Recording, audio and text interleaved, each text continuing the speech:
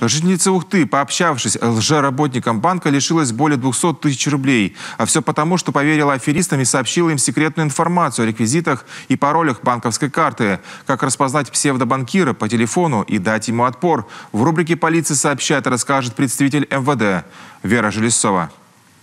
Ежедневно жители республики страдают от действий так называемых лжебанкиров. Неизвестные звонят и представляются менеджерами или сотрудниками службы безопасности финансовой организации. Под разными предлогами выманивают нужную им информацию или просят совершить переводы денег.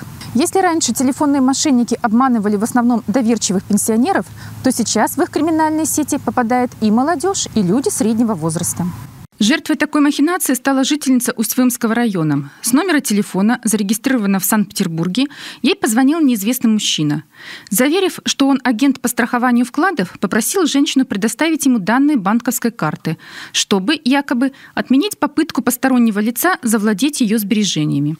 Испуганная женщина продиктовала требуемые сведения и вскоре обнаружила, что у нее списали 28 400 рублей. Чтобы не оказаться на месте потерпевшей стороны, не сообщайте посторонним лицам данные, которые должны знать только вы, а именно пин-код от карты, цифры на обратной стороне карты, логины и пароли от интернет-банков, а также пароли, которые приходят в СМС-сообщениях для проведения транзакций. Мнимые сотрудники безопасности банка порекомендовали жительнице Печоры пресечь попытку незаконного оформления кредита на ее имя со стороны неких злоумышленников. Предложили спасти накопления и перевести их временно на безопасный счет. В панике женщина, действуя по инструкции, перевела настоящим мошенникам почти 100 тысяч рублей. Если вам звонят и представляются сотрудниками банка, сообщают об атаке на ваш банковский счет и просят перевести денежные средства на специально созданный банковский счет, вам необходимо, во-первых, прекратить разговор, во-вторых, проверить историю в личном кабинете по последним списаниям, в-третьих, позвонить в контактный центр банка и уточнить ситуацию по вашим счетам. Жительница Сысольского района получила сообщение с абонентского номера 900 о том, что на ее счет якобы зачислены деньги в размере 338 тысяч рублей.